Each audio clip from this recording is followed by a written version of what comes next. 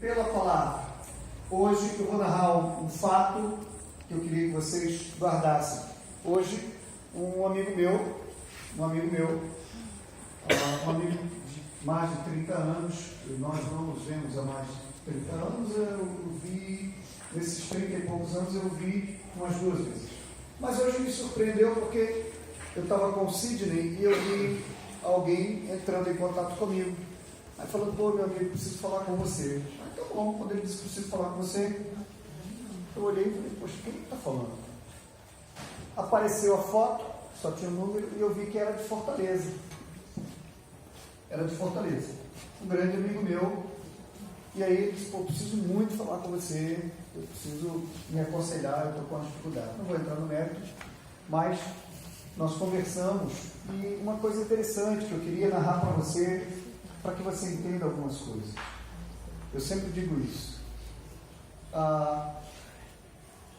O teor da palavra, ele só encontra vida, não apenas quando você lê.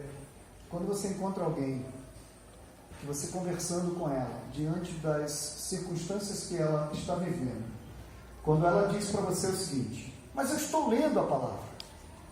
Ler a palavra não basta. Pode parecer absurdo, pessoal. Ler a palavra não basta. Não é ler a palavra. Quando você abre a palavra e lê a palavra, apenas lê a palavra, ela não reflete aquilo que Deus quer fazer. Onde está o reflexo do que Deus quer fazer? Meditar.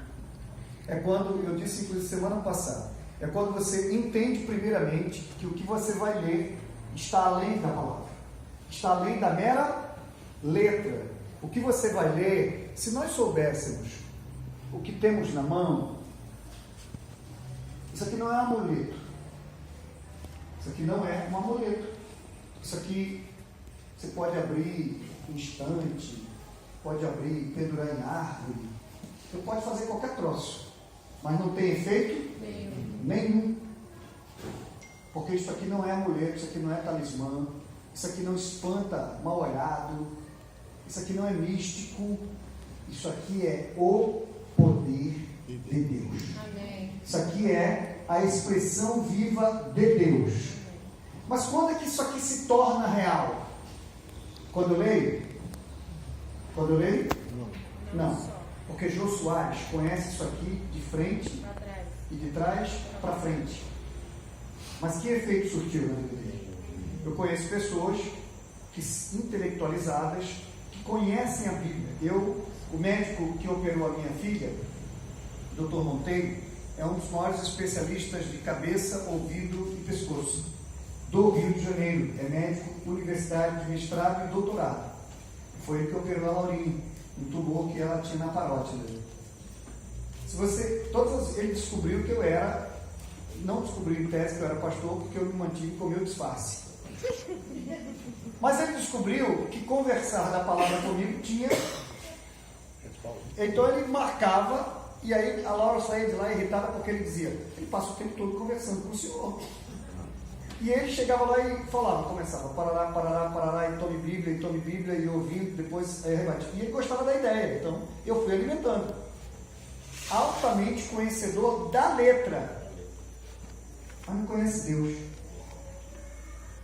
Qual é o problema entre ler a Bíblia e ler a Bíblia? Está ali, no que Paulo disse. Há muitos que leem a Bíblia, mas há muitos que leem a letra. O problema não está na letra. O segredo está na execução da letra.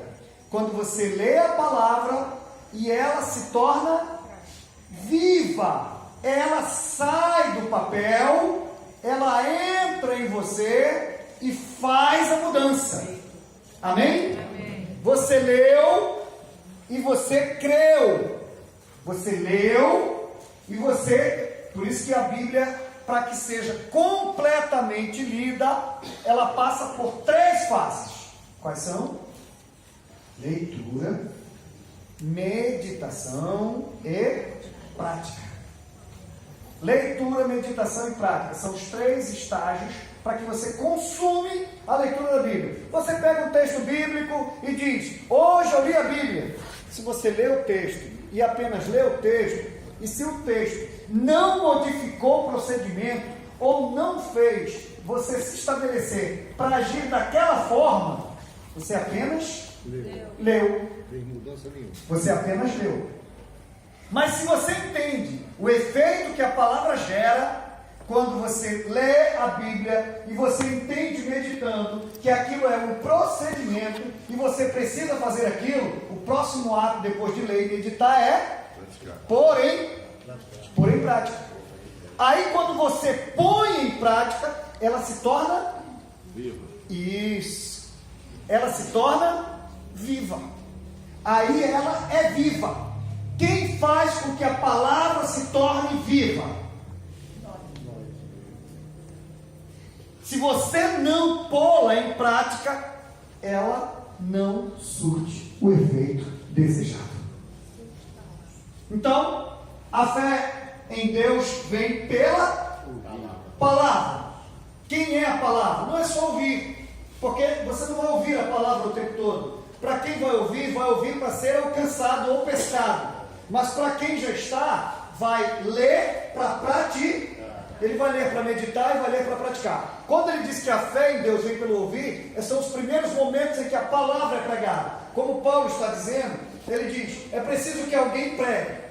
É preciso que haja alguém que pregue. E é preciso que haja alguém que mande ele pregar. É preciso que ele queira ir. E quando ele for, é preciso que ele fale. E quando ele fala, no primeiro momento, alguém vai ser encontrado com a fé pela verdade da palavra por meio do ouvir. Mas esse alguém já ouviu, já decidiu, já entende quem é o Senhor e ele já está aqui. Ele já foi tratado, ele já foi moldado, ele se posicionou ao lado do Senhor. Agora ele vai viver para o Senhor. Amém? Amém? Amém. Mas esta pessoa que vai viver pelo Senhor, ela tem um meio para crescer no relacionamento com Deus. O mecanismo que o aproxima cada vez mais de Deus, o mecanismo que o coloca cada vez mais perto de Deus, o mecanismo que alimenta a sua fé, o mecanismo que afia a ferramenta para servir melhor ao Senhor, o mecanismo que lhe dá uma visão mais ampla das coisas, o mecanismo que lhe dá a certeza das coisas é negativo. A palavra de Deus. Nada é mais contundente do que a palavra. Amém? Amém. Por quê? Porque a palavra é Deus falando, a oração é você falando com Deus. A palavra te dá a resposta. Você não pode. Mas quando eu orar sem conhecer a Deus, Deus vai me responder? Vai. Mas isso gera intimidade? Por exemplo, Alexandre é comerciante, tem um delivery. É um exemplo. Aí eu ligo para o Alexandre: tudo bem? Você pode fazer uma entrega aqui na minha casa? Aí falei com o Alexandre. Ele não me atendeu? Mas eu conheço o Alexandre? Eu fui à casa dele? Eu tenho intimidade com ele? Eu sei que ele é casado? Eu sei que ele tem um filho? Eu sei que a sogra dele é fulana? Eu não sei, eu não tenho intimidade. Estou entendendo o que eu estou dizendo? Eu só falei com ele. Se eu me pronunciar diante do Adriano, Adriano, se eu me pronunciar com alguém, sem conhecer esse alguém, no meio de uma necessidade, de uma calamidade, eu estou falando de Deus, eu vou receber a resposta. Sim ou não? Sim, porque a Bíblia diz que a glória dele ele não dá. O problema, a diferença é, se ela conhece ao Senhor, ela vai entender que quem respondeu foi. Se eu não conheço o Senhor, mas no meio da calamidade eu suplico a Ele, eu vou atribuir essa glória a qualquer um. Mas ambos não vão falar com Deus? Vão ou não vão? Sim. A oração é a ferramenta de poder? Não. Qual foi a ferramenta de poder? A resposta. Mas eu vou identificar? Eu vou, ela vai. Porque ela conhece. Isso, porque ela conhece. Eu identifico? Não. Mas o Senhor respondeu as duas. O poder não está na oração. O poder está O que transforma é a palavra, o que aproxima o homem é a palavra, o que salva o homem é a palavra. O homem na glória não orará mais, porque ele estará frente a frente. Mas a palavra permanece, porque ela é de Deus. A palavra é a identidade de Deus, é a personalidade de Deus, é a postura de Deus. O que Deus colocou para nós foram 1000 e poucas páginas que traduzem não quem Deus é, mas traduz o que eu preciso ser para andar perto de Deus. Então a palavra não é a personalidade de Deus, é só a vontade de Deus para que você ponha em prática, para que você obedeça. Todo mundo está entendendo? A Bíblia não é a personalidade de Deus. A Bíblia não é. A Bíblia só é o manual para dizer: Adriano, faça assim e você vai se encontrar comigo. Deu para entender? A Bíblia só é isto. Ela só é o manual para dizer: Iracema, cumpra isto e se encontre comigo. Por isso que eu preciso conhecer a palavra. Exatamente, porque é ela que vai te levar até o Senhor. A Bíblia diz o seguinte: quando o Espírito viesse, dito por Jesus em João, quando o Espírito viesse, quem revelaria a verdade seria o Espírito. E ele diz: ele habitará em vós, e ele revelará toda e conduzirá a toda, porque nós não somos capazes de traduzir esta verdade a não ser pelo Espírito Santo de Deus. Sem o Espírito Santo não há revelação da palavra e da verdade. Não há como nós interarmos e interagirmos, não há como sermos crentes, não há como termos fé nesta relação com Deus se não houver essa percepção da palavra. Por isso que o João Soares lê, mas não entende. Foi por isso que o eunuco leu. O eunuco, lembra do eunuco lá em Atos dos Apóstolos? Ele estava lá, o Senhor disse: vai até lá e ajuda aquela criatura. Filipe foi para lá e disse: você está com dificuldade? Ele falou: o que eu leio aqui eu não entendo. Estou lendo o livro de Isaías. E ele estava lendo o capítulo 51. Para nós é o 51. Não tinha capítulo. Pelo amor de Deus, aquilo ali não tinha capítulo. Era o texto. Mas o que ele... Não, ele estava lendo Isaías. Estava lendo Isaías. O que ele estava lendo, a gente leu e entende hoje como capítulo 51. Mas em 51 foi o compilador que colocou no século XVIII. Para facilitar. Mas não existia, era tudo escrito de uma maneira uníssona. Era uma prosa. E aí ele diz: o que eu estou lendo, eu não entendo, eu estou lendo Isaías. E o que ele vai ler Isaías é exatamente sobre a revelação do Messias. E aí ele diz para ele: o que você está lendo é isto, isto e isto. E quando ele traduz para ele diz: agora eu estou entendendo. E é isso que eu quero. E é isso que eu quero. Houve o elo. Até então ele não conhecia, até então ele não identificou, até então ele não tinha as qualidades nem as características daquele que era o Senhor e era o dono da palavra. Por isso que Paulo diz o seguinte: o que é que muda a natureza do homem? A palavra. Mas a palavra precisa chegar aos ouvidos de alguém, por alguém que conheça o Deus que vai anunciar. A missão de anunciar a palavra não é apenas por anunciar, mas é por entender que ela é o remédio que sara, que cura, que transforma a vida do homem. Então, se você quer alguém transformado, se você quer um ser modificado, se você quer alguém que entenda esta verdade, não apenas que compreenda para a salvação, se ele vai aceitar ou não, mas que entenda que aquela ferramenta pode eficazmente mudar a vida dele, você tem que pensar na palavra. Se você entende que sua família precisa de conhecimento, que sua família precisa de mudança, qual o mecanismo de mudança? Aí você diz: não, eu estou orando pela minha família. Não. Você não pode orar pela sua família sem palavra. O que muda é a palavra. Quem transforma é a palavra. Se alguém chega para você e diz: Alexandra, como é que está a sua situação? Poxa, meus parentes lá de Minas Gerais, ninguém tem Cristo no coração, mas eu estou orando por eles. Não.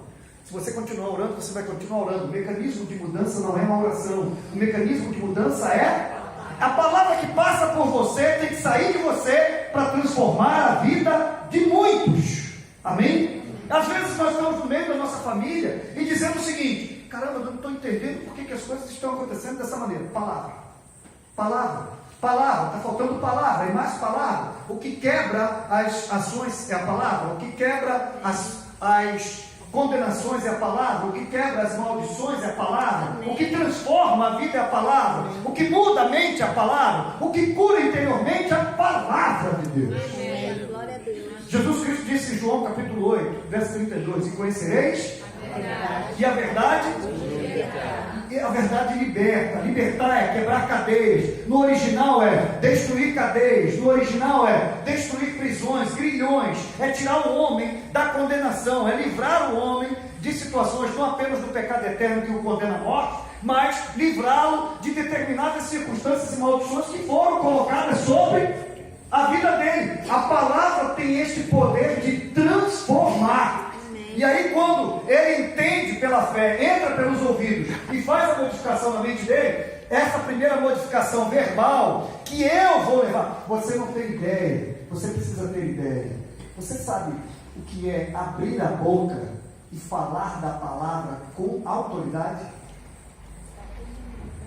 Isso. Se você tem intimidade com o Senhor, sabe que aquilo é a transmissão da vontade divina. Quando você transmite isso, acredite, o efeito que isto causa é arrasador. Ele é tremendo.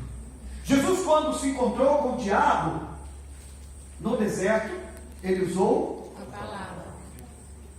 Ele usou a palavra. E o diabo também.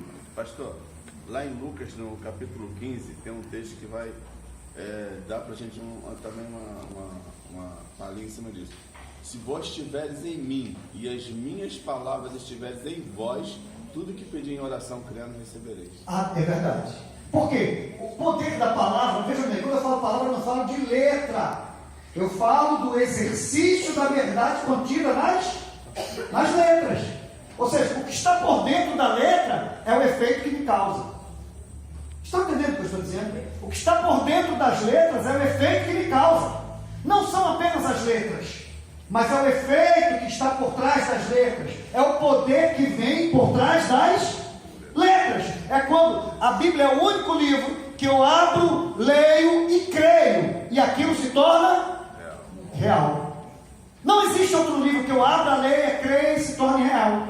Não existe outro livro que eu abra, leia, creia e vá fazer e traga o mesmo efeito. Não existe outro livro que eu abra, pregue e liberte. Só a Bíblia tem este poder. Por quê? Porque a Bíblia foi dissolvida em letras, em páginas, em folhas, para que nós compreendêssemos. Mas ela é, na verdade, a tradução da vontade de Deus para a vida da humanidade. Quem crê nela, quem usa ela como a tradução da ação divina sobre as vidas, percebe a mudança, causa a mudança em nome do Senhor com a autoridade que Ele deu. Amém? Cada inspiração da palavra, né? Porque o que eu quero dizer é, você não pode pensar na palavra por letra. Por exemplo, o que eu escrevo são meras letras. Mas Deus não escreveu. Deus transferiu o seu poder. E isto Ele transformou em letras. Deu para entender? O que eu escrevo não tem poder. Mas o que está escrito, visto por trás das letras, é puro poder de Deus. Quem acredita e prega, enxerga a mudança. Esta palavra é tão forte, eu acho que eu comentei semana passada, que ela é a única arma penetrante capaz de atingir a alma do homem. O revólver atinge o corpo, a metralhadora e outros tantos armamentos pesados. Porém, a única arma que é capaz de ir até a alma do homem, dividindo a medula em duas partes, se chama Palavra de Deus. Palavra de Deus. A gente poderia utilizar aquele texto de João 1, o verbo se fez. Sim, se fez. Mas o que eu estou querendo dizer é exatamente isso. O poder da palavra é tão grande que ele, quando nós estamos falando de Bíblia, quando nós estamos falando da palavra de Deus, nós estamos falando de letras. Nós estamos falando da transmissão da própria essência de Deus que veio e se transformou em letras. Entende o que eu estou dizendo? Para não parecer que eu estou criando. Isso. Eu vou dar um exemplo do leite em pó. O que é o leite em pó?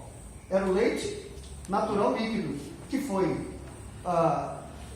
pasteurizado, foi congelado em alta temperatura e etc, e vai modificando e vai se transformar em pó. O que é a palavra de Deus? A palavra de Deus é a própria manifestação do seu poder. E ela, quando a gente pensa em sair da boca, Deus não tem boca porque Ele é Espírito. Mas ela é a manifestação do poder de Deus. E como é que se transforma a manifestação do poder de Deus? Ele foi pasteurizado. Você pasteurizado e alguém vai dizer: o pastor disse lá na igreja que a palavra de Deus é pasteurizada igual leite ninho, né? A palavra de Deus foi para o homem pasteurizada e ela primeiro tomou forma carnal. Eu disse quarta-feira passada que Jesus, quando andava, é o próprio verbo se manifestando. Então, quando o Senhor disse: eu vim cumprir a palavra, é porque Ele era a própria palavra. Ele disse: eu sou a palavra, eu estou aqui para cumprir. Quem olha para mim, tanto é que Ele disse: quem olha para mim encontra vida, encontra salvação, bebe da água da vida. Por quê? Porque era a própria palavra, era o próprio verbo andando, era o próprio verbo se manifestando, é o próprio poder. E quando você olha para esta palavra hoje, eu conheci um pastor que ele acreditava tanto que a palavra era poderosa, que eu estava no culto na igreja dele, eu era seminarista aí, e ele estava lá, e a Bíblia dele é aquela Bíblia com concordância, com apologia, com cantor, com intérprete, tem cantor, tem intérprete, tem inspirador, tem tudo. A Bíblia dele era cara massa dessa idade aqui, mas eu acho que ele acreditava que a Bíblia era poderosa no papel mesmo. O camarada entrou endemoniado, ele deu-lhe na cabeça da criança. Estou falando que deu, estava lá. Deu-lhe na cabeça da criança. Aí nós olhamos para ele rapidamente e falamos: calma, pastor, não faz assim não, tu não acaba com o menino. Foi na comunidade do Rola. O cara entrou endemoniado. Não cabe aqui comentário, não cabe rir. Vestido com a camisa do Flamengo, em pleno domingo, no culto à noite. Eu não entendi. Uma coisa que ninguém entendi. Olha aí, comentário, gente. olha só ouço. Aí quando ele entrou completamente endemoniado, o pastor, eu acho que ele se levantou, a gente pegou e levamos lá para trás. Vamos lá, pessoal. Aí, querendo acalmar e tirar o demônio, deu-lhe, mas deu que pegou. Aí eu: calma, pastor, se der mais uma, ele cai aqui. E não é o demônio não, é o cidadão mesmo. Deu-lhe de pancada. Mas a palavra ela não tem esse valor, a palavra ela tem esse valor. Olha o que Deus fez conosco. Por que a proposta do pregar a palavra, por que a proposta do pronunciar o verbo é de fundamental importância? Por que a proposta do falar? É porque Deus deu essa autoridade, transformou isso em verbo, transformou isso no que o texto original no Gênesis diz, em ruá. A força de Deus, o Espírito de Deus emanava e ele dizia: haja, haja, haja. Até hoje, a palavra tem tanto poder que o homem investido dessa autoridade, quando ele diz a palavra de Deus, não o que ele diz, mas o que ele transmite da palavra de Deus, encontra eco. Onde está isso? O texto diz que ela vai e não volta, mas é a palavra, não é o pensamento do homem, não é a filosofia do homem, não é a percepção do homem, é aquele que se faz de instrumento, usado de autoridade, entendendo o poder que ela tem, ele lança a palavra. Quando ele lança, ele pode ter certeza que ela vai surtir o efeito desejado. A palavra não é o que eu penso, não é o que eu acho, não é a minha concepção filosófica, não é nada disso, é a palavra. Foi o que Jesus Cristo fez com Satanás, e que Satanás fez com Jesus. Aliás, a criatura que mais crê na palavra, pelo menos eu não conheço identidade maior que tem a capacidade de reagir diante da palavra como o próprio Satanás reage. O texto diz que ele teme e treme. Eu vejo crente aí que nem teme, nem treme, até deixa a Bíblia aberta, amarelada, anda, joga a Bíblia, deixa a Bíblia no banco. Mas Satanás, ele é um cara, ele é uma criatura que ele tem tanto temor do poder do verbo, daquilo que sai da boca de Deus. Boca de Deus é metáfora, boca de Deus é figura de linguagem. O que sai da boca de Deus, para Satanás é tão poderoso, que o texto diz que ele já fica se tremendo, e ele fica temendo o que ele vai dizer. Para ele é taxação de lei. Exatamente, porque ele sabe que é veredito final. Não tem ajuste, não tem recurso, não tem embargo, não tem. O que o Senhor lança, sai como seta e alcança o seu destino. Mas sabe onde está essa palavra? Onde ela deveria estar? Nosso coração. E na sua boca. Deveria estar na sua boca. Você deveria ter a palavra na boca. Você deveria ter a palavra afiada como espada para sair e sair de fato como flecha lançada pelo valente. Amém? Porque, por exemplo, se a palavra não faz efeito em mim, como é que eu vou pregar para outra pessoa para fazer efeito na outra? Falou tudo. Esta é a mera letra. Pastor, olha só, eu digo o seguinte, que aquele que prega ou por conveniência ou por confusão, mesmo assim a palavra foi lançada.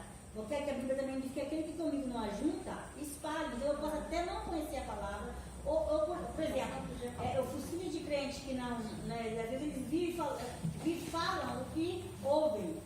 Pode até não fazer efeito em mim, mas a palavra de Deus é tão poderosa que pode fazer efeito em alguém, porque é a palavra de Deus. Não, a palavra de Deus, ela tem um efeito. Ela tem um efeito. O problema é que a gente não prega. Mas além de não pregar, Paulo inclusive está dizendo isso. Ele diz, como ouvirão se não há? Eu disse que não é um mero comissionamento. É muito mais do que um comissionamento. O que Paulo está dizendo é, se quer ver mudança, pregue, então se posicione para pregar, porque vai mudar. E não é pregar por ser um ortodoxo que vai chegar no seio da sua casa, no meio da sua casa e vai abrir o verbo e dizer, porque a palavra diz. Não. É pegar a palavra e aplicar ao dia a dia. É pregar a palavra nas circunstâncias, é pregar a palavra no momento apropriado dentro do quadro que está se vivendo. É pregar a palavra no instante do conforto ou do desconforto. E aí vai entender-se bem o que Paulo quis dizer, pregar em tempo e fora de tempo. É compreender esse momento. A pessoa ali manteve contato hoje comigo, só para consolidar, para vocês entenderem, ela disse, eu te conheço já há mais de 30 anos, e quando eu acordei hoje, no meio dessas circunstâncias todas que eu estou vivendo, a primeira pessoa que me veio à mente para ligar foi você. E aí no final da conversa ele disse, eu sabia que o que você ia me dizer era proveniente da palavra e ia causar mudança na minha vida, então por isso que eu liguei. E eu disse para ele, amém. Louvado seja o Senhor por isso. Falei, se você precisar, você me procura. Ele disse, eu estou começando agora na fé. E você vê como o Senhor faz as coisas. Ele está lá, ele está cercado de pessoas. Mas ele disse, eu acordei e o primeiro nome que veio na minha cabeça foi tu. Eu tinha que ligar. E aí nós conversamos ali no pátio, eu estava ali no pátio. E ficamos conversando, eu fui dizendo para ele, falei, ó, você precisa entender isso, a Bíblia diz isso, creia nisso, confie na palavra, creia na palavra, acredite nela. E ele começou a chorar. Eu falei, acredite nela, acredite no poder que ela tem, acredite que ela é transformadora, e acredite que ela firma os seus passos, a despeito de qualquer circunstância, é ela que estabelece os seus caminhos, é ela que firma os seus passos, e é ela que te faz andar resoluto, nem para a direita, nem para a esquerda, porque a recomendação que o Senhor fez a Josué foi exatamente isso. Confie na palavra, seja firme e corajoso, não tenha medo, confie no que eu estou dizendo, confie na palavra. Isso, confie na palavra. A recomendação do Senhor no capítulo 1 a Josué foi, confie na palavra, confie no que eu estou lhe dizendo, confie no que eu estou lhe dizendo, nem para a direita, nem para a esquerda, é reto. Vai em frente, não tema, não pasme, nem te espantes, pode estar servindo para você agora. Amém?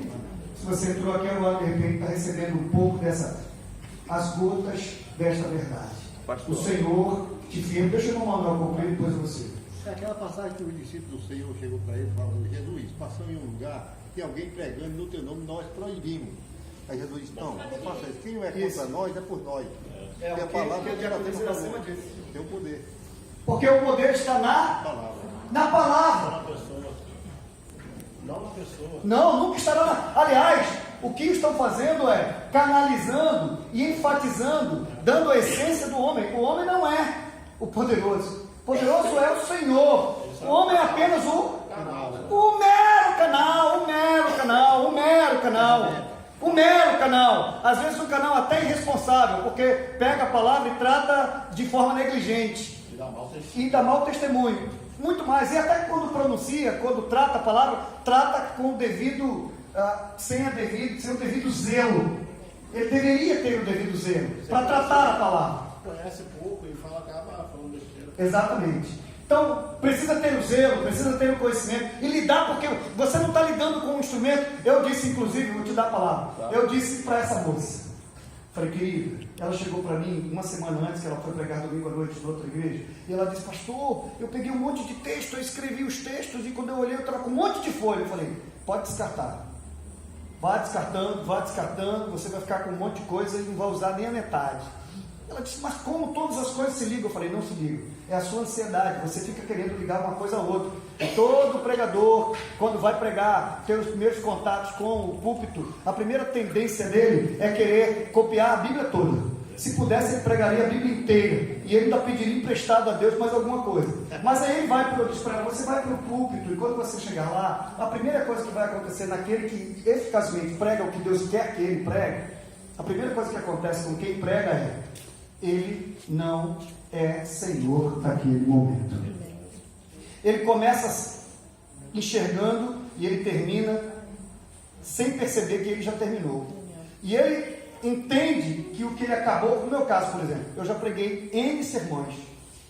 Mas se você me perguntar, e se você me encontrar, como eu já cansei de encontrar pessoas que dizem, poxa, eu lembro de um sermão que o senhor pregou, eu não esqueço dele até hoje, eu fico me perguntando, qual é?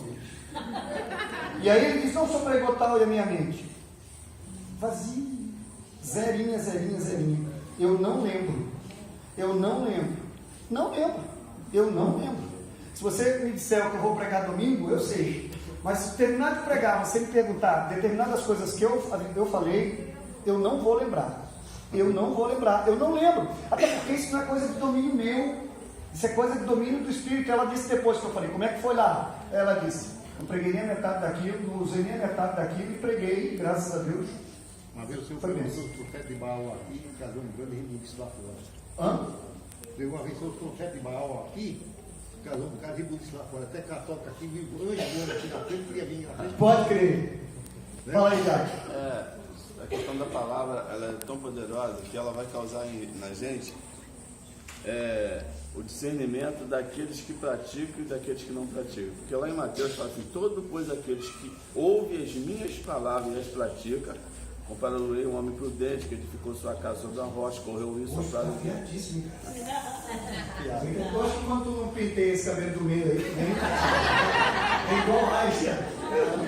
Fala aí, continua. Não, veio esses todinha e aquela casa permaneceu firme.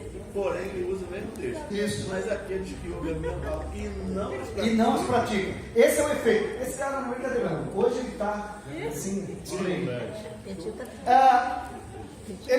ele lembrou de um texto magnífico. O texto que mostra dois usando a mesma palavra. Dois fazendo uso da palavra.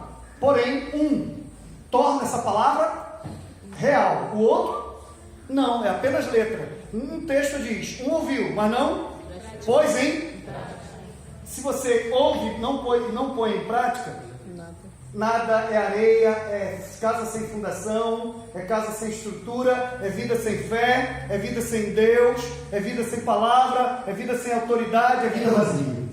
Mas se você ouve a palavra, crê no poder que ela tem e põe em prática, estabelecido. Vida com fundamento, vida com base, vida com fé, vida com estrutura, vida pronta para levar as pancadas com as tempestades, com os ventos e a casa permanecer firmezinha. Igual a casa dos 3 porquinhos. Casa dos 3 porquinhos?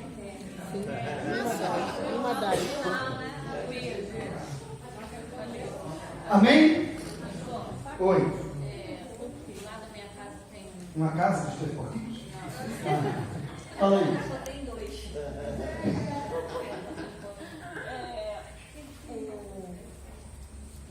O pai desse moço que morava do lado de casa, ele lia, o pai dele ficou doente e ele lia a palavra.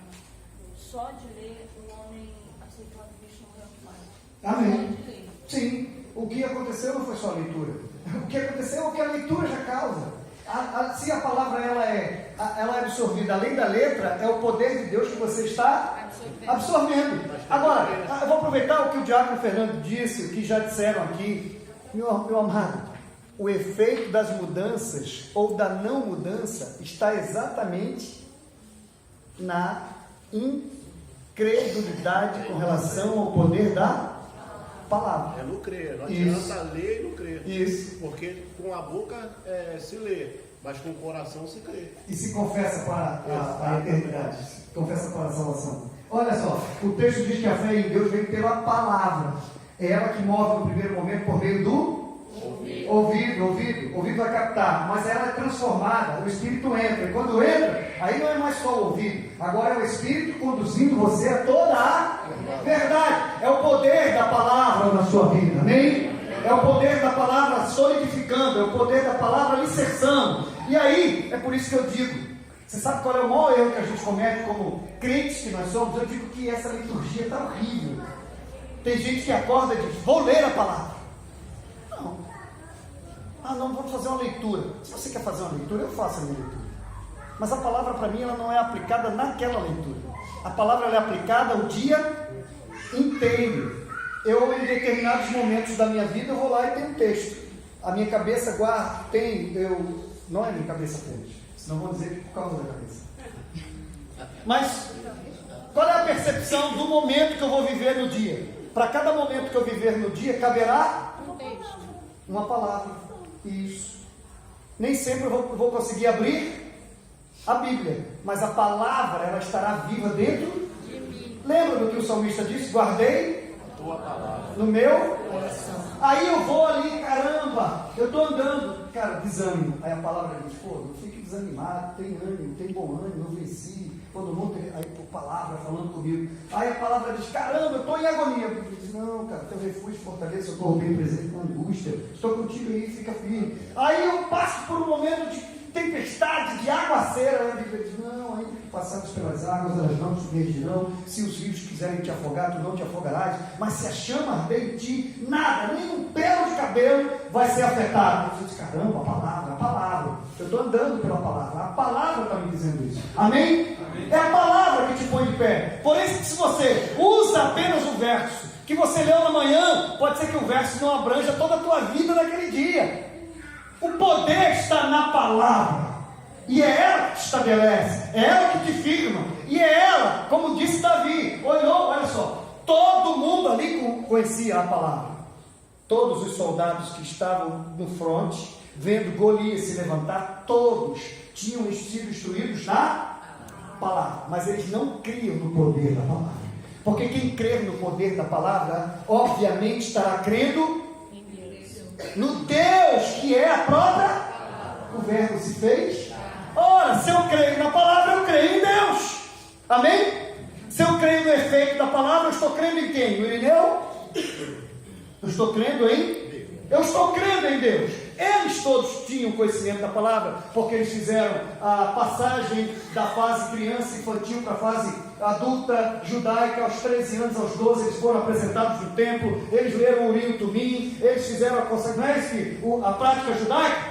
Eles fizeram isso, porém, eles só leram a palavra, eles não foram praticantes. Porém, Davi ficava nos campos, batendo papo com o Senhor em 2 meses, 2, 3 meses, sabiam? Quando ele saía com o rebanho, ele não voltava no dia seguinte, porque a distância às vezes era longa. Ele ficava lá 2 meses, 3 meses alimentando o rebanho. E quando a pelagem, quando a lã estava alta, era tempo da tose, ele tinha que voltar para o pai recolher isso, tinha que voltar para eles se recolherem para fazer o tecido, e isso era vendido. Mas ele ficava lá, e o texto diz que ele procurava pastos verdejantes, e ele aplica tudo isso à sua relação com Deus. Ele pega aquilo e escreve, ele pega aquilo e torna real, porque aquilo era uma experiência dele com... Aquilo se tornou real, era uma experiência dele com Deus, era Deus falando com ele, e ele escrevia a biografia, né? Ele transcrevia a relação dele com Deus, os atos de Deus sobre a vida dele. O que ele escreve é um ato divino sobre ele. Então é a própria realidade divina, o próprio verbo atuando em sua vida. E aí quando ele chega lá para o combate, ele olha e traz a comida, traz os queijos, né? O pai, inclusive, querendo subornar o general da guerra, diz: leva esses queijos aqui, entrega lá para o cara que está à frente do pelotão dos teus irmãos, para dizer assim: coloca eles num lugar que eles sofram menos, que eles não tenham possibilidade. Já leram o texto? Ele diz assim: leva para ele. Não, ele mandou levar para os irmãos, mas mandou levar 10 queijos, se não me engano, para entregar ao comandante do exército. Certamente com uma possibilidade de dizer: são aqueles meus filhos ali, deixa eles mais para trás, na hora que tiver que morrer, coloca outro. Você vai ler o texto, parece que ele está querendo subornar.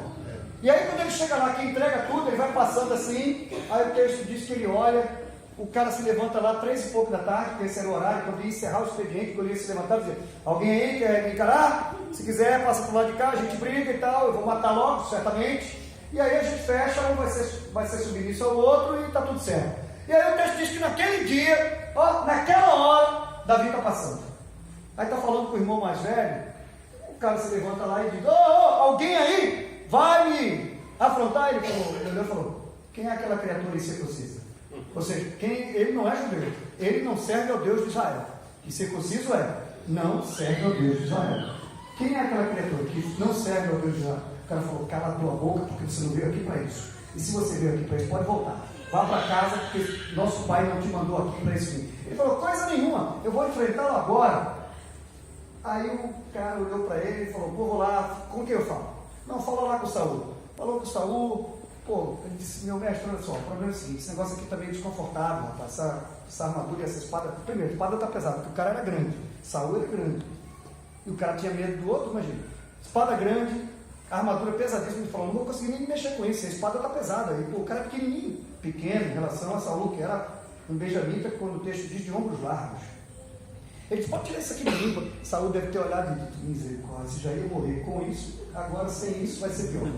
Ele voltou para lá, e a coisa que mais me impressiona é que o Golias disse: me mandou um verme. Mandou um verme, rapaz, um verme para lutar comigo, um trocinho sem nada, com aquela roupinha, aquela camisinha Ering, Ering está cara agora. Aquela camisinha que comprou no camelô, aquela bermudinha sem graça, aquele tênisinho velhinho, aquela sandália de dedo. Me mandou esse verme para lutar comigo. Ele falou: tu vês a mim com espadas e lanças, mas eu vou a ti, em nome do Senhor dos Exércitos. Aí ele disse: hoje mesmo o Senhor me dará a tua vida, eu vou cortar a tua cabeça, eu vou colocar e vou entregar. A tua cabeça hoje o Senhor me dará. E deu, ainda deu com a espada dele.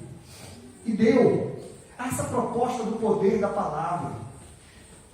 Na batalha do dia a dia que você está vivendo, existem os Golias que estão do lado de lá. Aí tem quem está do lado de cá.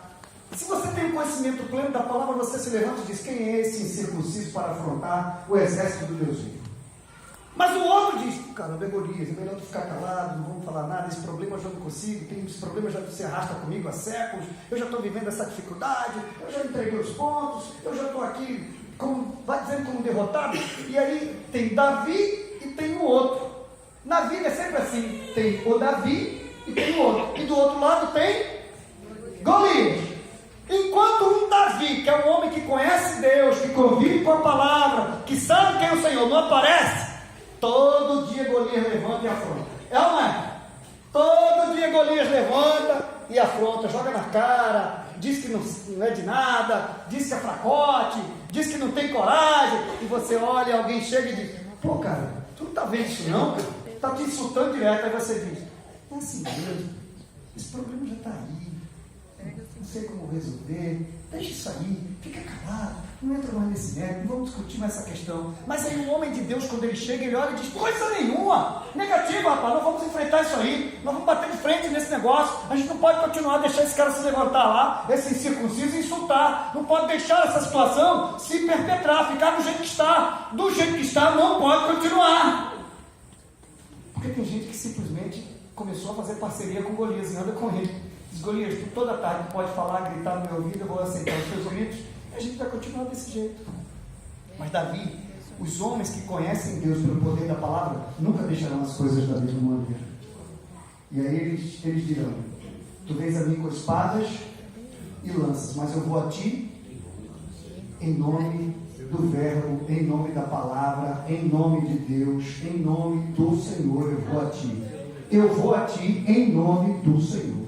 É a palavra que te faz entender isso. Se você tem esse vínculo com a palavra, essa vida com a palavra, a tendência é que quando as pessoas, ou quando o mundo espiritual te percebe, ele sabe a ferramenta que você vai usar. Ele sabe a ferramenta que você vai usar, com certeza ele sabe. Para você ter ideia, quando Davi derrubou o gigante, antes de Davi, somente meia dúzia, contado nos dedos, inclusive Caleb, foi que tiveram contato com os gigantes e derrubaram. Todos eles homens que criam no poder de Deus. Caleb, quando invadiu a terra, e quando foi dividida a terra, Josué disse, tem uma terra ali, terra de Jebus, quem vai ficar? Aí Caleb disse, opa, terra minha. Ninguém queria a terra de Jebus. Sabe por quê? Porque foi exatamente lá que os espias tinham visto os gigantes. Ele disse, é essa que eu quero. Eu quero esta aí. Quero Jebus. Me dá essa terra. Todo mundo olhou e disse, está roubado. Não sabe ele o que vai encontrar. O texto diz que Caleb foi lá com 80 e tantos anos de idade, mas se sentindo um menino. Aí foi lá, acabou com todo mundo. Você sabe quem é Jebus? Você sabe quem é? Jebus é Jerusalém, Jebus é Sião, Jebus é a única cidade que é referendada na palavra o tempo inteiro e que faz alusão à ação divina sobre os homens de uma suposta Jerusalém que nós iremos morar. E foi a terra que ninguém queria, a terra que ameaçava, a terra de gigantes, que Caleb quis ir lá para desbancar. Isso. Os nefilins, os anaquins. E aí uma coisa interessante, você acredita que enquanto todos eles estavam lá, e o Golias desafiando, ninguém tinha coragem para enfrentar gigante, mas depois que Davi foi lá e deu-lhe uma cacetada, todo mundo queria derrubar. É sempre assim, no dia que você, pela fé, tem coragem, enxerga a solução diante de Deus, vai lá e ultrapassa aqueles limites, quem tem conhecimento do que você fez, pelo testemunho que você deu, vai lá e quer fazer o mesmo. Porque até então ninguém tinha coragem, ou não enxergava pela palavra o poder que Deus tinha. Queridos, Deus nos deu autoridade, e essa autoridade foi dada por meio da palavra. E ela está aí. Enquanto a palavra não sair da sua boca como flecha lançada pelo arqueiro, você não entenderá e não perceberá o poder e a autoridade que esta palavra tem por meio da sua vida, que vai pelo testemunho e pela boca, que vai pela palavra ou que vai pela postura que você vai adotar. Você acredita nisso? Amém? Amém? Você precisa acreditar nisso. É a palavra. Tanto é que quando o centurião chegou e estava enfrentando aquela luta, ele falou, Senhor, eu não sou digno, mas se tu liberar uma palavra... Quem disse foi Pedro, em cima do barco. Ele disse, nós vamos lançar a rei. Ele falou, não, tu mandares uma palavra daqui até lá para alguém, para o meu servo que está doente. Não foi isso? Mas não foi o centurião, foi o servo dele. Quem levou a mensagem é quem disse. O centurião deu o recado. Quem levou foi o servo.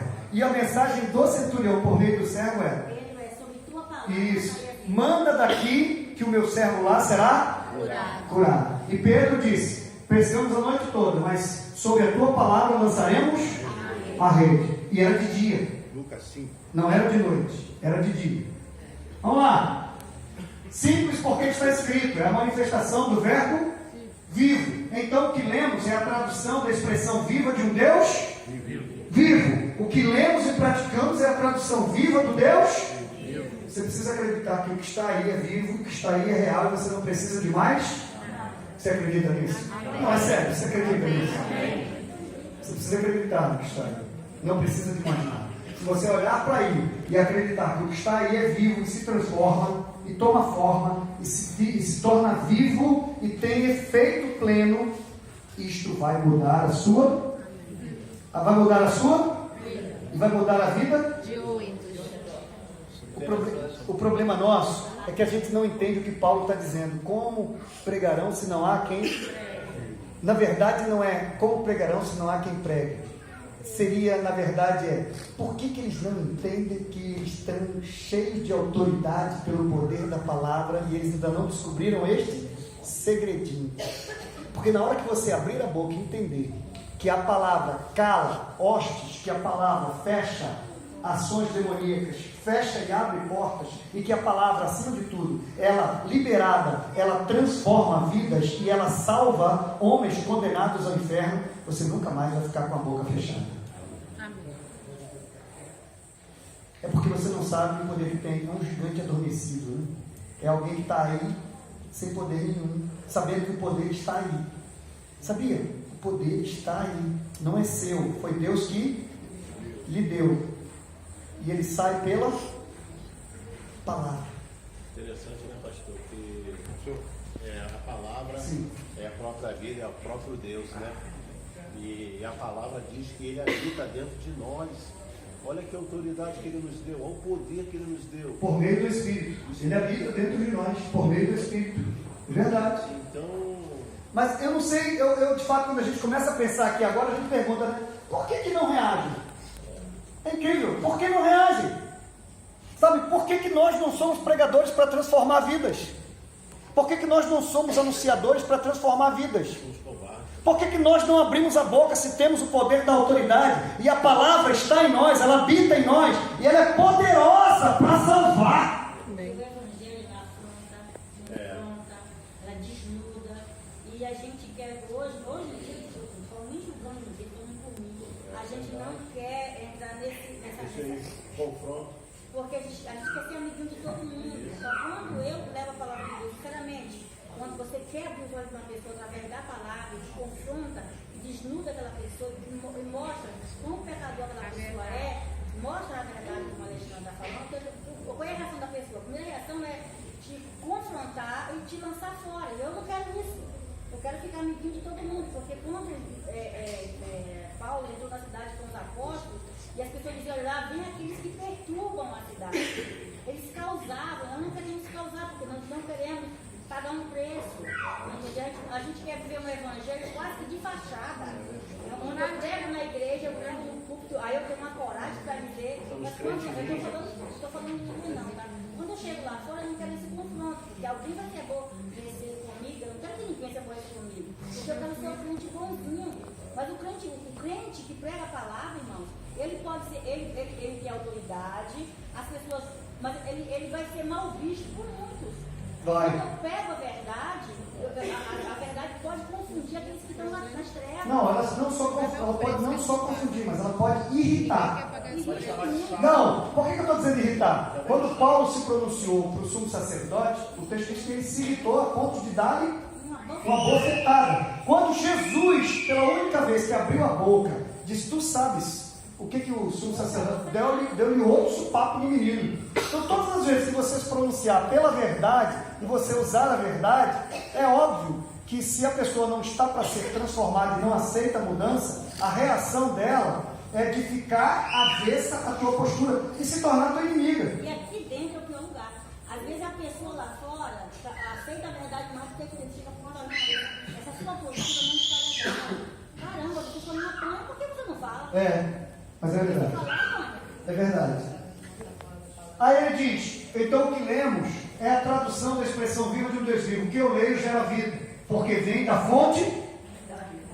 Veja só, o que eu leio, medito e torno prático, gera vida. Mas o que eu leio, só leio, como lembrou bem o texto do meu amigo, é como casa estabelecida sobre. Mas o que eu leio e ponho em prática é como casa firmada na rocha. Porque a palavra de Deus é poder, ela é viva. É poder. Ela é viva. Uma fonte inesgotável. Ela é uma fonte inesgotável de gozo, como disse Paulo. Ela é fonte inesgotável De águas vivas. de gozo. E aí, é por isso que eu não consigo entender como é que a gente entra em conflito interior com uma fonte inesgotável de gozo. Por isso que Paulo dizia, eu tenho prazer Não, o salmista dizia que tinha prazer na lei do Senhor. Isso, nas suas feridas. O salmista, no Salmo 119, que é o salmo da Bíblia, ele escreve 176 versos. Cadê o irmão Monão para me corrigir? Todas as vezes que eu digo o número de versos, eu sempre erro. Vê se é 176 mesmo. 176 versos no Salmo 119. E nenhum deles ele deixou de falar da palavra. E ele diz, e ele inclusive diz assim: foi bom passar pelos momentos que eu passei, porque a palavra me corrigiu. Foi bom viver isso. 176? Acertei. Foi bom fazer isso, foi bom fazer aquilo, porque a tua palavra, porque a tua palavra, porque a tua palavra, porque a tua palavra. Eu entendo o seguinte: se o homem quer se robustecer pela palavra e quer entender o poder da palavra, leia o Salmo 119 nos seus 176 versos. Se depois que você terminar de ler, você não acreditar na palavra, pode desistir de viver, porque alguma coisa está errada contigo, tu vai mesmo se encontrar com o Didi. Não tem jeito, você não acredita na palavra, não confia na palavra, você vai para onde? Nós somos salvos pela palavra, por meio da fé em Cristo Jesus. Diz o texto. Vamos lá. O que leio gera vida, porque vem da fonte da vida. Eu leio, medito e pratico. Isso se torna? Se torna? Aí alguém diz, agora eu vou tocar isso, não cabe discussão para a gente ganhar tempo. Caramba, é muito difícil perdoar. Não. É difícil assimilar o que a palavra diz. A palavra não manda perdoar? Difícil não é perdoar. Difícil é assimilar o que a palavra está. Não é viva a palavra? Não é eficaz? Não é poderosa? Mas ela não está dizendo para fazer? Você precisa acreditar no que ela está dizendo. É muito mais do que o ato de romper com você mesmo, com o seu ego, romper com a sua postura, romper com os ensinos, romper com a sua natureza humana, romper com o mal que lhe fizeram. Muito mais do que isso é romper com a sua incredulidade. É acreditar no que a palavra está. Se ela está dizendo que se perdoar é bom, então vá lá e perdoe, porque deve ser bom. Alguém já provou disso? É bom ou não é bom? É bom. Então se ela está mandando, é porque ela tem o seu efeito produtivo, concorda?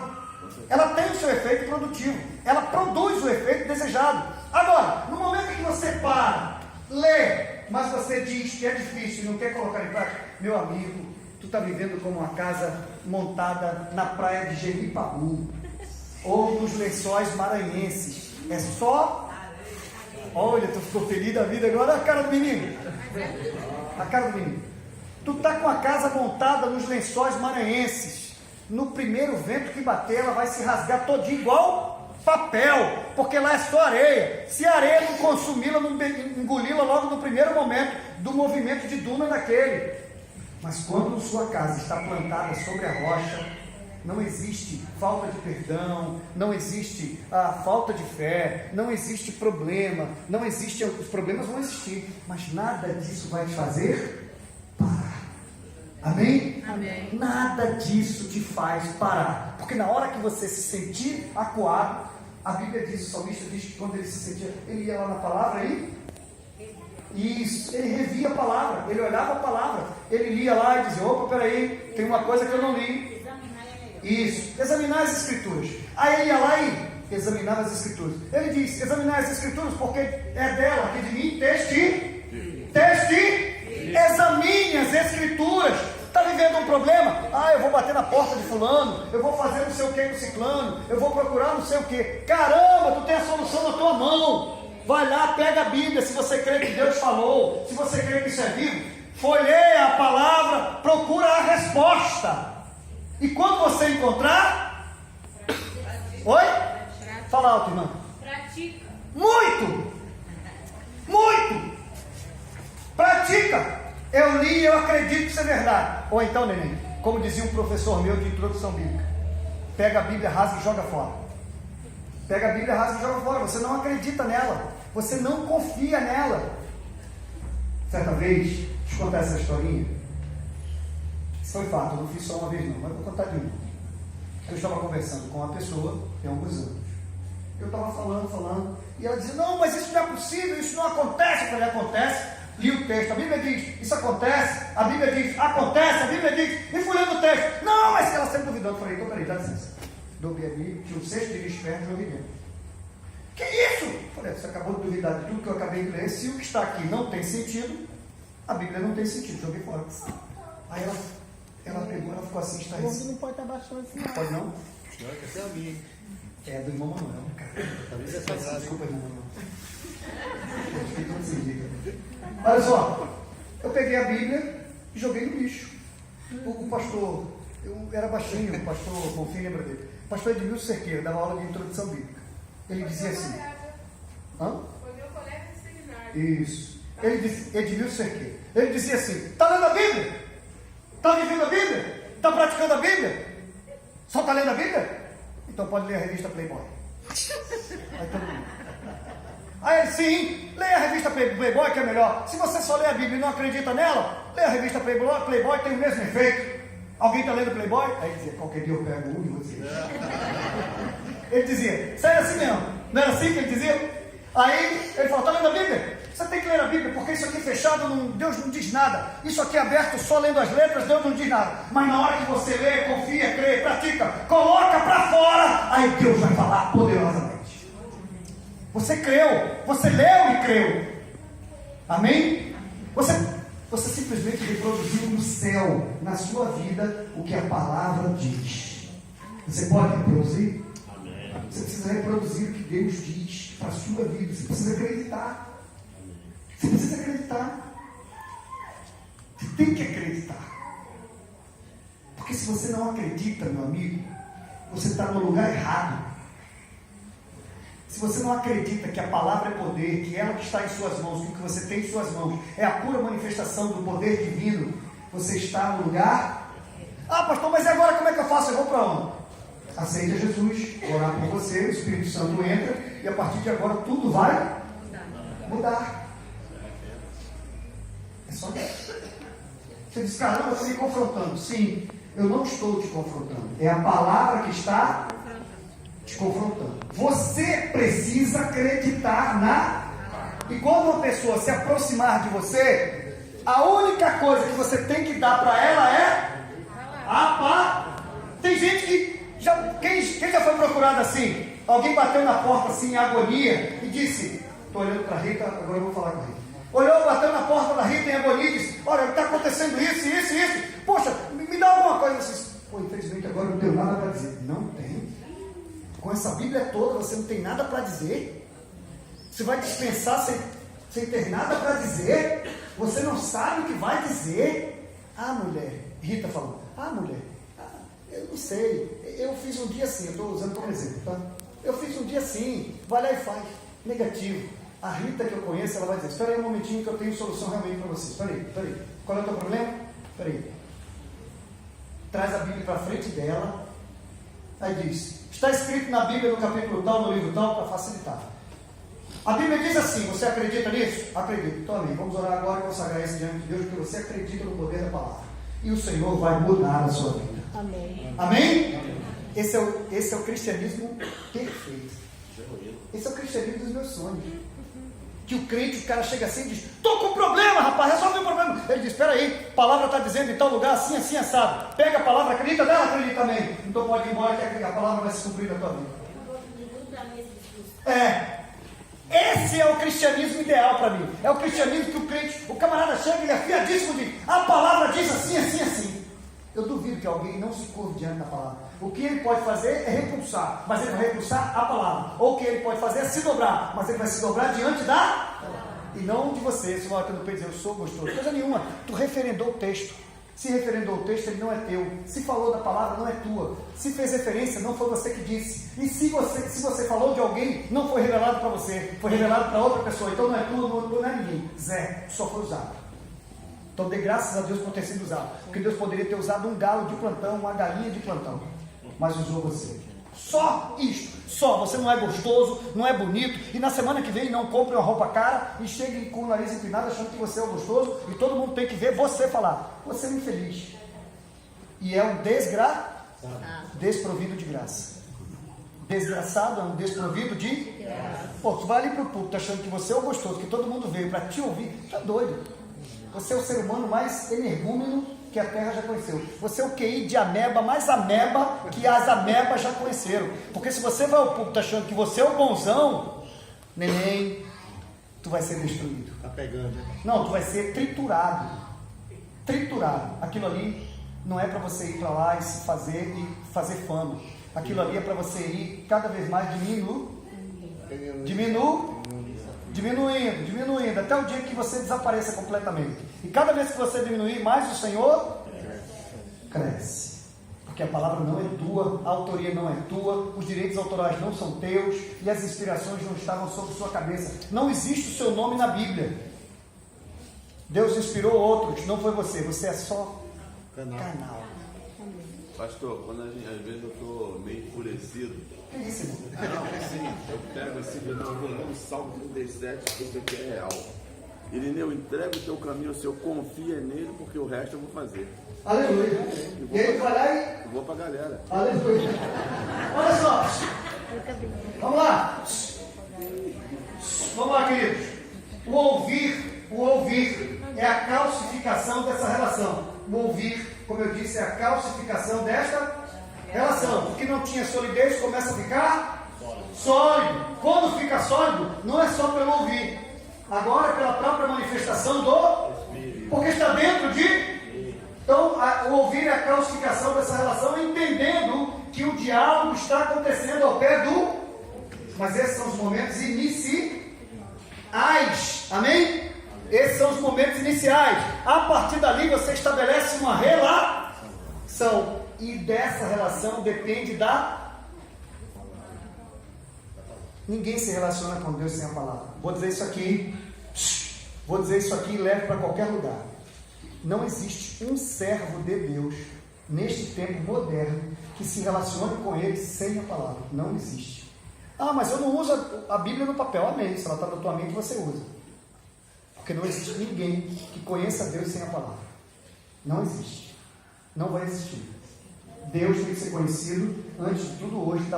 Essa é a forma mais fácil. Se você quiser uma forma difícil, olhe para a natureza. Aí vai ser difícil. E na resposta também tem a palavra. É, exatamente. Aí vai ser difícil. Se você já tem a coisa transformada, como eu disse, leite pasteurizado.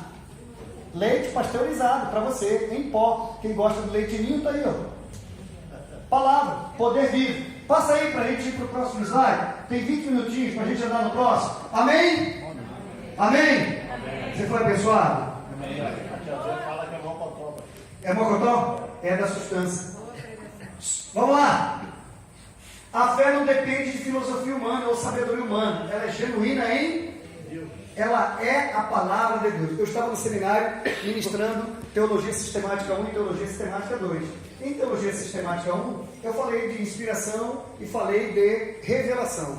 O que a gente usa termos errados. Porque às vezes eu fico corrigindo aqui. Porque são coisas que as pessoas não aprenderam e ensinam errado. Ah, porque fulano... Não, o que revelou foi revelado. O que inspirou foi inspirado. Este é o processo. A revelação, ela vem de Deus. E ela inspira os homens. E o que ela revelou e inspirou, ela taxou, ela sacramentou na palavra. E Hebreus diz isso, sendo Deus outrora falado muitas vezes pelos profetas, hoje nos fala por meio de Jesus. E quando fala por meio de Jesus, é atrelando Jesus a ser o próprio verbo, a própria palavra. Então ele materializou a palavra, ok? A partir dali ninguém fala mais. Alguém tem dúvida? Qual foi o último profeta vivo sobre a terra? Jesus. O último profeta vivo. Qual o penúltimo? João, filho de Isabel. Vivo foi João. Depois foi Jesus. Depois de Jesus, a palavra que ele disse cristalizou-se. Foi para a Bíblia, foi para o papel, e a partir daqui não tem mais nada. O que tem que fazer está na... O que tem que dizer está na... O que tinha que ser revelado já... Se revelou. Já foi revelado. Alguém tem dúvida? Alguém discorda? A palavra é inerrante. Ela é dogmática. O que é dogmatismo? É algo irrefutável. Ela é inerrante. Ela não... Ela é infalível.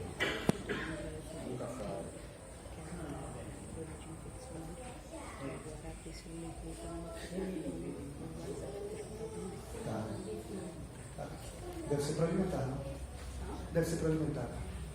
Com certeza é. É? Deve estar sentindo a ausência da mãe.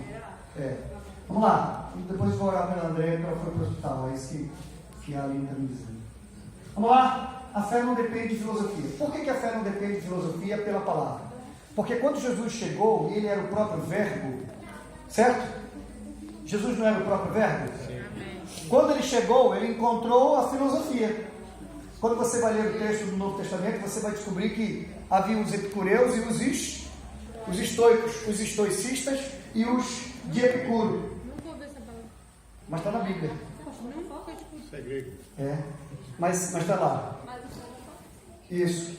Ele chegou e... Agora eu estou ouvindo o Mineiro. Já esqueci, repete. Epicuro era um filósofo grego. E estoico também era um filósofo grego. Os dois criaram dois segmentos filosóficos, duas linhas filosóficas. A linha estoicista e a linha epicurista. Vinha de Epicuro. O pensamento de Epicuro sobre a vida. E o pensamento de estoico sobre a vida. E acredite ou não, no meio do povo de Israel, eles eram profundos seguidores de estoico e de Epicuro. Eles seguiam a filosofia, como tem muita gente hoje, seguindo autoajuda, lendo horóscopo, lendo Sarionara, Zorionara, misericórdia, é Zora, né?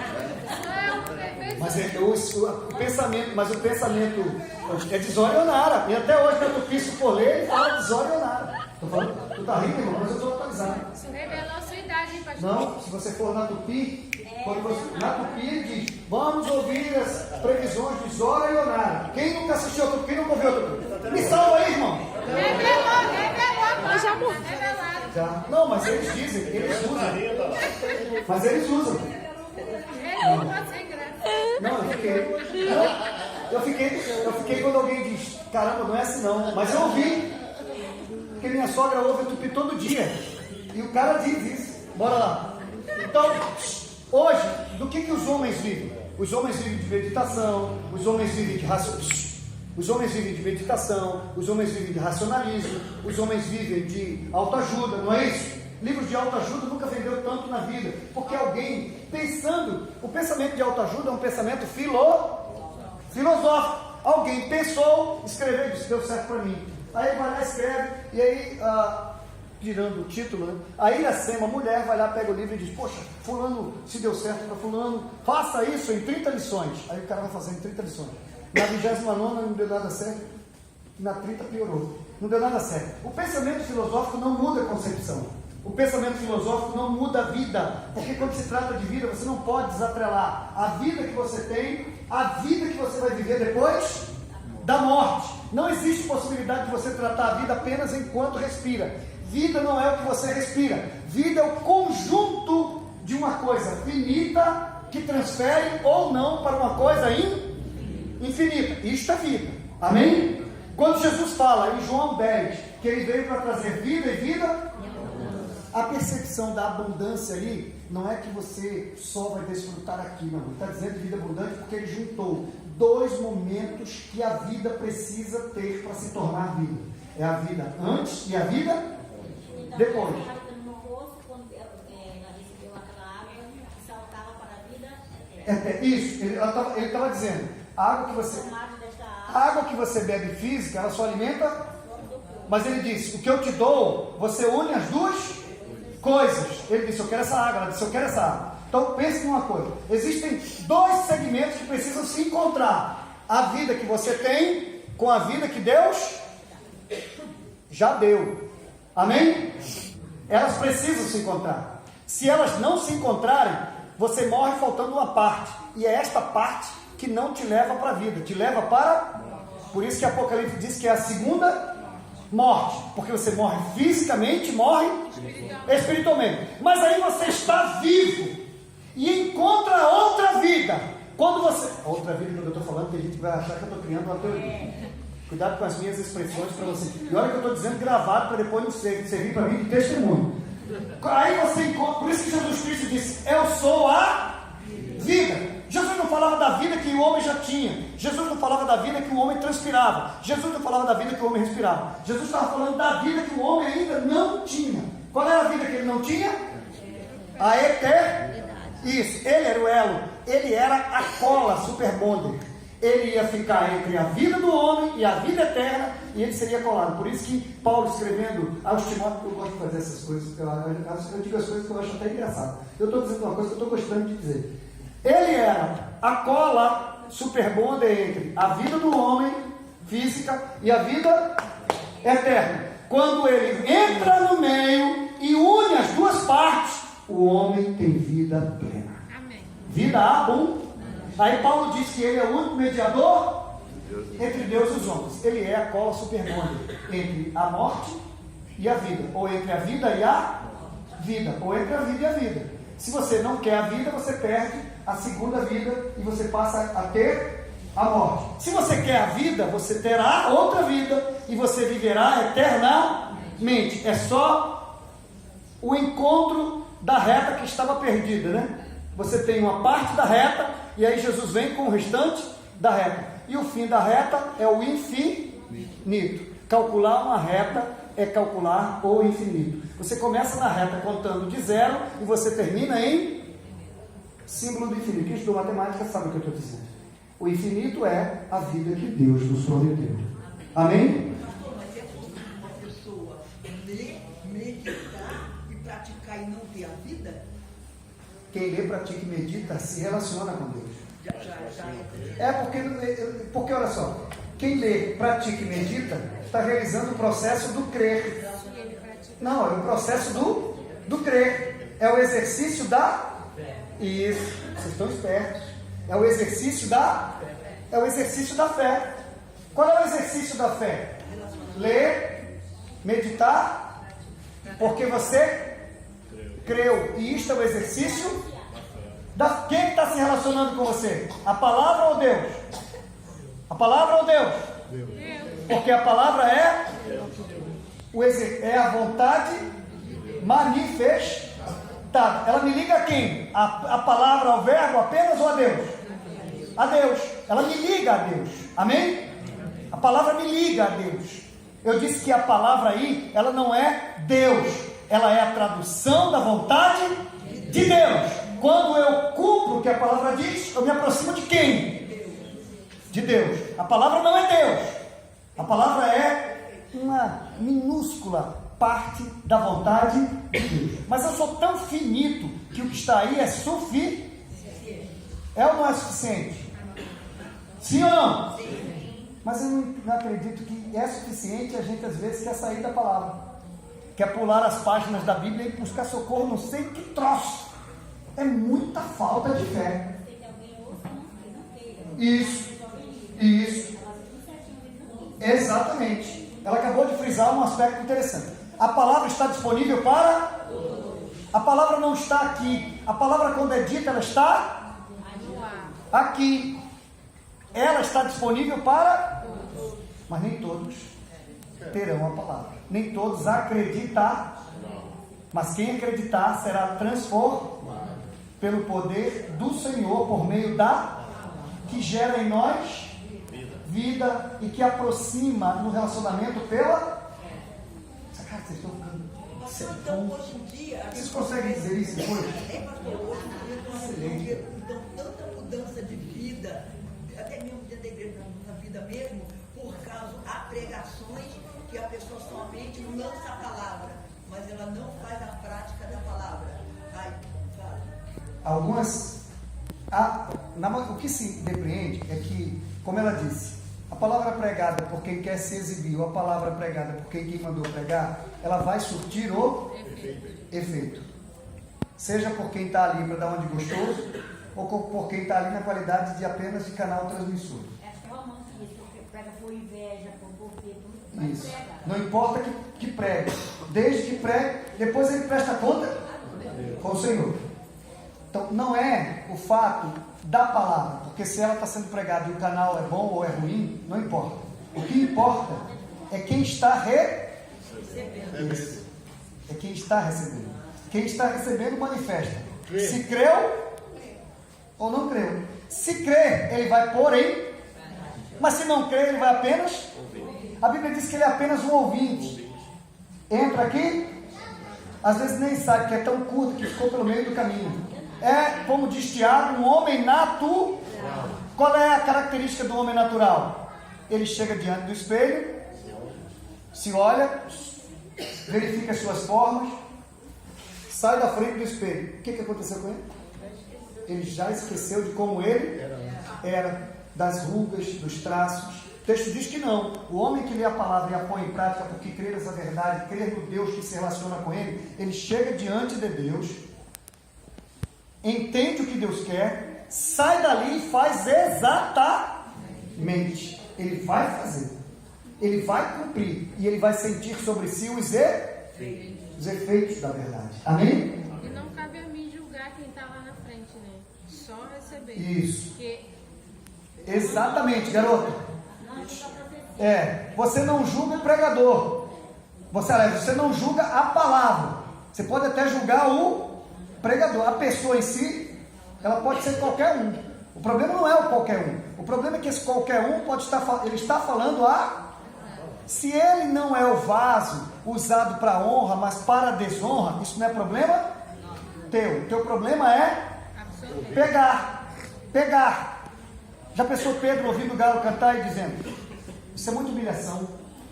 Ouvir um galo cantar e eu ter que chorar amargamente? Negativo. Ouviu o galo e tentou-lhe a chorar. E não foi um choro qualquer, foi um choro amargo, de arrependimento. O negócio fervia e doía no estômago. Estou dizendo estômago em português. Doía, eu estou dizendo que está no vídeo. O cara vai sair, os caras vão ler isso aí no canal e vão dizer: ô bicho burro esse pastor. Sabe nem falar estômago. Quando falamos de fé, falamos de relacionamento, não calcamos o relacionamento com Deus pela letra. 1 Coríntios capítulo 2, de 4 a 11. Rapidamente, bora. 5 minutinhos só para a gente terminar esse slide. Lê aí, rapidamente. Alguém lê alto. Primeira carta de Paulo aos Coríntios 2, de 4 a 11. A minha palavra e a minha pregação não consistiram em palavras persuasivas de sabedoria humana, mas em demonstração do Espírito e do poder, para que a vossa... Até aí, segura só um pouquinho, só para dar uma ênfase. Ele diz: a minha palavra não consistiu de palavras persuasivas. Palavras persuasivas é filosofia. Palavras persuasivas é modo de vida. Palavras persuasivas são coisas de lições aprendidas na existência, na sociedade. Paulo diz: não, as minhas palavras não consistem de palavras persuasivas, porque se quisesse ser persuasivas, Paulo, por criado aos pés de Gamaliel, com conhecimento profundo, ele com certeza, querida, depois me dá o retorno, a gente vai orar por isso. Ele saberia, porque ele tinha um conhecimento, domínio do verbo, poderia muito bem persuadir. Ele disse: não, minha palavra não consiste em palavras persuasivas, mas da ação do Espírito e do poder. Poder de quem? De Deus. Isso! Olha o que ele está traduzindo. Ele está dizendo que a palavra de Deus, ela é genuína, ela é de Deus, ela é pura, ela é made in céu. Ela vem do céu, ela saiu da boca de Deus. Ela tem poder. É o único livro que, lido, posto em prática, tem poder, transforma. Amém? Continue. Para que a vossa fé não se apoiasse em sabedoria dos homens. Qual é a sabedoria dos homens? Vãs de... Isso, ele diz: não se apoia na filosofia. Quem se apoia na filosofia se dá. Quem se apoia na autoajuda, poxa, faça assim, faça assado, não faz nada, faz o que a Bíblia manda, que vai dar, é 100% de chance de dar certo. Terminou? Mas no poder de Deus. Isso, amém?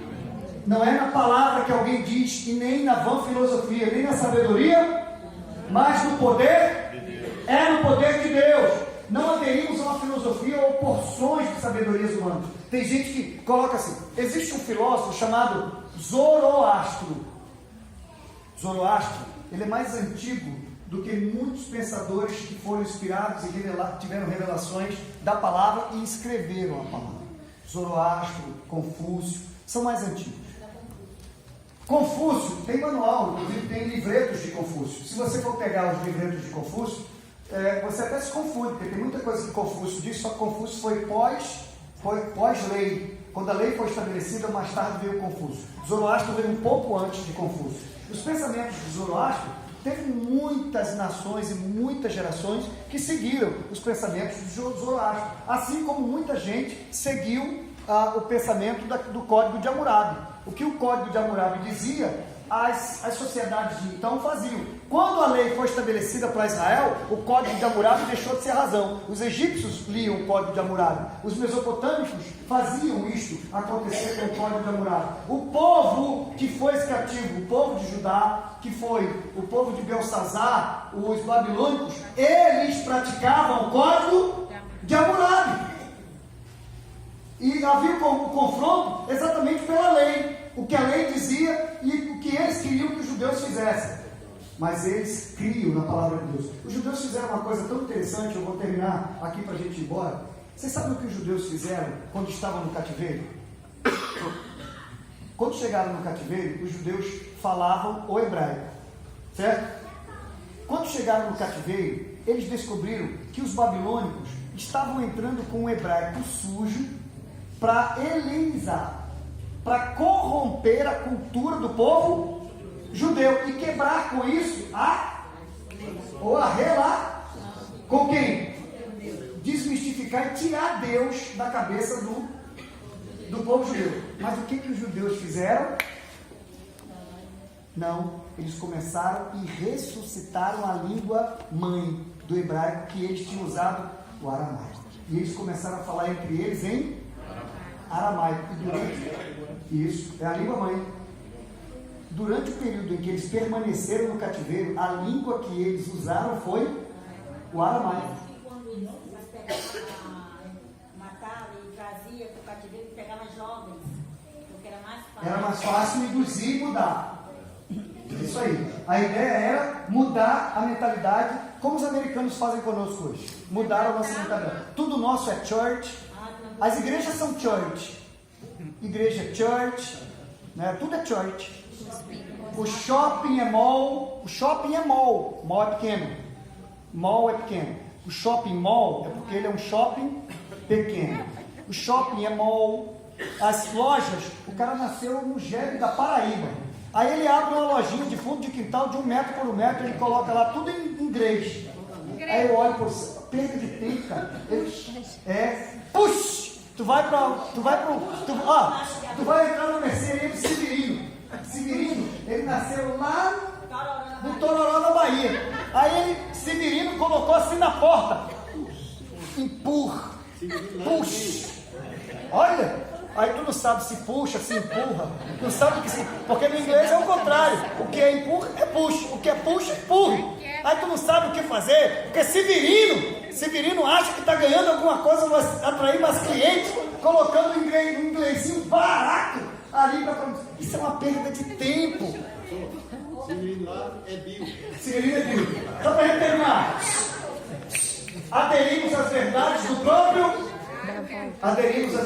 do próprio Deus, reveladas por quem? O que lemos vem de Deus e não vem de percepções sem arranjos terrenos.